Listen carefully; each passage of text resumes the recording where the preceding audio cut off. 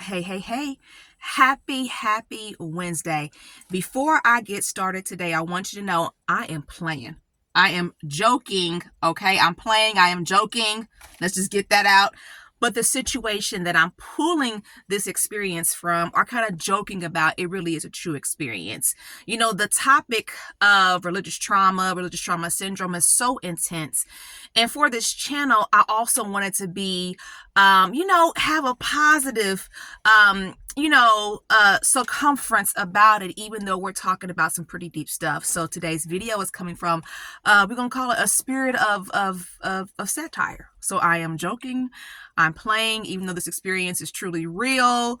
Okay, I was going to put that disclosure out there. This is a joke. All right. So the title of today's video is How You Can Find a Good Witness Man. Because after all, ladies, there's a whole lot more of us than it is of them. So how in the world do we find a good man? Let's chat about it. Hey, I am Myra Cassidy, empowerment coach, religious trauma specialist, speaker, author, writer, and you're watching Sisters Living with Religious Trauma Syndrome. What is this about? This channel is about me raising awareness to an emerging field, that of religious trauma, because unfortunately I have it. And I just knew once I discovered what was wrong, that I just could not be the only one. Come on. There's a lot of people out there and a lot of women out there who are going through the same experiences as me and just suffering without hope, without answers. So I created this space as a resource, okay, to help and to shed light on this issue so that more research can be done, etc., more practitioners will come about, etc. So I say all that to say that, hey, this is not therapy, okay? I'm a coach, right? This is me being produced for informational purposes, but I do offer one-on-one coaching. And I do coaching, yes, for active witnesses, inactive witnesses, those who are disfellowships, and even exJWs. I do offer one-on-one coaching.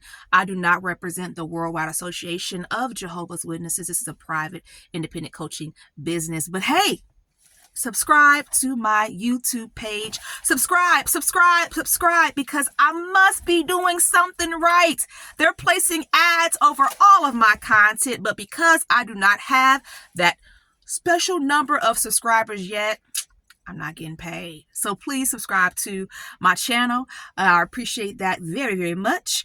Let's get into today's video. So, by the way, all the information that you need for one-on-one coaching is down in the bottom, as well as my support communities. Okay, 2 different ones. If you identify as one of Jehovah's Witnesses and you are a sister, please find my Facebook group, JW Sisters Living with Religious Trauma, okay? And for everyone else, I have, of course, my one-on-one coaching and then my Skool community, Myra's Religious Trauma Support Community.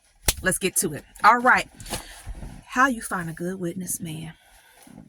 Here we go. So, I went to visit my family who are witnesses in Tennessee, years and years ago. All right. And while I was there, they were telling me about these sisters who go around at the assembly, like in packs, like it's a group of them. And what they do is they go up one by one to a brother and they say, "Excuse me, brother, are you single?" And if he says, "No, I'm married," they say, "Have a good day," and they walk off. And then they go to the next brother, "Are you single?" And if he says, "Yeah, I'm single," they do this. "Here's my card. Give me a call." So, okay. And that is what they did at the assemblies, right? And when I heard this, I was like, what? That's what they do? I mean, but hey, I'm in Indianapolis, Indiana, so maybe we do things differently up north, because I had never heard about this. And I got family like in Georgia, but this is my family like in Tennessee. So this must have been something that was real popular, like the whole like Jackson, Trenton, Humboldt, like all them congregations years ago. This is what they would do. Okay, so I thought about that and I was like, you know what? I'm sure that probably worked for some people. So I'm taking that information. I'm sorry, y'all. When I heard about it, when my cousin told me about this at their assembly, my cousin and his wife, and of course they're much older than me, they're my mother's peers. I was just kind of like, what? So okay, this is how you find a good witness man. You take that same methodology and we're gonna flip it and apply it differently. Same thing. You don't have to be in a pact. You don't have to be like a group of you. You can do this solo because you don't want to draw too much attention to yourself. This is what you do, okay? When you go to the assembly, it's very strategic. First of all, it's a business card, okay? So you want to make sure that you have your stats on your business card listed appropriately. Your baptismal date, how many years you have been serving Jehovah faithfully, whether you have children or not, what your hobbies and your interests are, what's the favorite thing you love about Jehovah's organization, what's your favorite scripture, put all that on there. Make sure the business card looks very, very nice and is decorated and it is just your best professional image, because remember, it's a reflection of you and who you are. So you want to put your best foot forward. Now for the assembly, make sure that you are dressed to the nines, being your best outfits all 3 days, Friday, Saturday, and Sunday. Don't be wrinkled, nothing. Lay out and press out everything the night before because you want to step in there ready to go. This is very important. Every day of the assembly, get there an hour early. I said 1 hour early, and you're going to stay at least 1 hour late. Each day, Friday, Saturday, and Sunday, because you have to strategically look for single brothers, okay? You don't want no witness scrub, okay? Because they don't get no love, okay? Hanging in the passenger side of their best friend's ride. We don't want that, okay? So from the time you pull up in the parking lot at the assembly, that's where you start scoping them out. I'm going to tell you how you find them. Look for the attendant badge. Sometimes they're orange or some type of bright color of some sort. Sometimes maybe a badge on the lapel, but it says attendant. See, that's how you know off the bat this brother has potential, because you actually have to qualify to be an attendant. But also be careful because, you know, my ex was allowed to be an attendant and he wasn't treating me right. But long story short, you start there. Start there, okay? Attendant badge, okay? And then what you do is you walk around the whole perimeter and you scope out these brothers who have on their attendant badge, okay? And then one by one you can go up to them, but the first thing, you don't want to embarrass yourself. Look and see if there's a wedding ring, okay? If you don't see a wedding ring, then hey, we should be okay, all right? And you don't feel like you got to settle for somebody who's you're not really attracted to just because you're lonely. You don't want to do that. No, hey, this is someone you're going to be married to. These are the last days. Make a bad decision, you're going to be stuck. So please choose wisely. Choose wisely, I say. Okay, so this is what you do. Okay, he's an attendant. Okay, no ring. Does he have swag? Hey, does he kind of like, hey, come off swag, or does he have no swag? These things matter. I am telling you. And then before you consider approach, you want to just kind of just watch him from a distance. See how he interacts with people. Like, be very, very observant. What is he wearing? Is he wrinkled? Does he have a haircut? Is it a fresh haircut? Because who would come to the assembly with an attendant badge and not have a fresh haircut?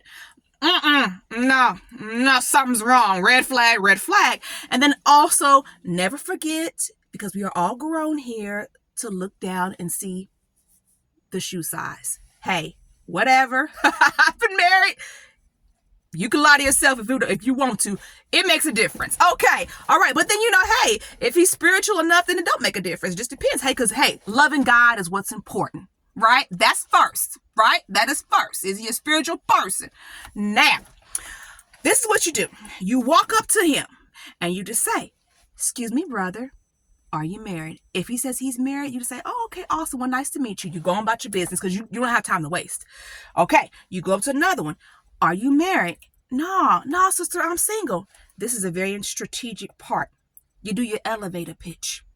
You have to, and I hope that you have practiced it in the mirror several times, because with the elevator pitch, you have 2 minutes. 2 minutes to go ahead and be impressive and to run down your stats. You don't want to mess up your elevator pitch. I'm going to give you an example. Now, I've never done this, but and I may mess up, but I'm going to give you an example of an elevator pitch.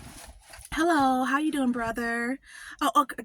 Are you enjoying the assembly? Okay, awesome, great. Hey, I was just wondering, are you single, brother? Oh, you are? I'm single too. Allow me to introduce myself. My name is Myra Cassidy. I was baptized July the 15th of 1995. I've been pioneering for the last 15 years. I am single. I've never been on any type of reproof. Never even had a boyfriend. You know why? Because I'm waiting on you. I like to go to the movies. I love to read books. And what you will notice is when I comment at the meetings, I am very thorough about the way I comment. As a matter of fact, I'm the kind of publisher that does extra research. Yes, all the asterisks at the bottom of the watchtower, I have in fact actually investigated and read myself. So therefore, my comments are very thorough and thought out. And I'm even able to deliver all of my comments in an appropriate amount of time. Hope that you call me, and please be able to do so within 2 weeks, brother. If you are interested in calling me, please refer to my business card that has all of my publisher stats and information on it. Hope to talk to you soon.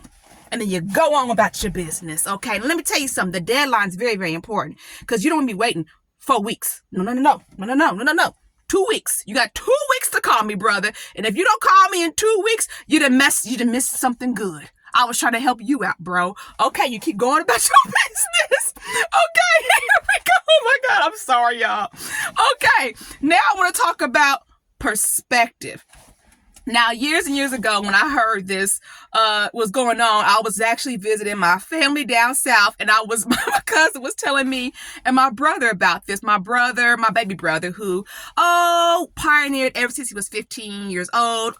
Went to Bethel and is now living in Bolivia. Serving where the need is great. I'll talk about that another time, whatever.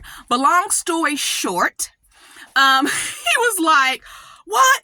That's what y'all do down here?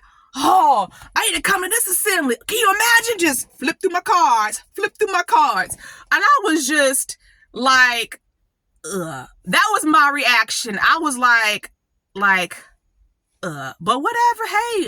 Hey, if you are watching from Tennessee or down south, I'm not hating, okay? Hey, I'm just saying. That is my own perspective. I guess I'm from the bougie north. I don't know.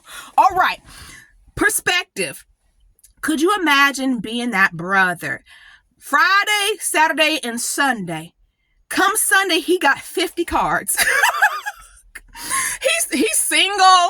He didn't came into the truth. He didn't worked hard to clean up his life. He didn't got his privileges. This is his first time at the assembly with an attendant badge, and he walks away with 50 cards, 50 business cards. Now he's confused. Oh my goodness. He who finds a good wife. What do I do? Could you imagine the confusion being at home and having all the cards spread on the floor and having them in categories? No, pal. Maybe. Yes, pal. The no's are the ones who, if they ain't even a pioneer, and they cards is incomplete and tacky. That's an automatic no, pal. The maybes are all the pioneers. Okay, and then the yeses are all the ones who have the creative cards. They spend a lot of money on these cards. You know how it's like, this is shiny. This is a really nice cards. Ooh, yes, that's in the definite yes, pal. Now he got to go through all of them and figure out who he gonna call. That's hard work. I hope I made you laugh today. I thought about that and just wanted to bring some light and talk about something that was humorous. Okay, what do you think of true story? That's what they was doing down there. I'm telling you. What do you think of that? I'm gonna end it today. Okay, I hope you've had a great week. Remember, please, to protect yourself, protect your children, and heal correctly. If you're interested in any of my services, I would love to chat with you. Check out the information below, and don't forget to subscribe to my channel. All right, see you Sunday.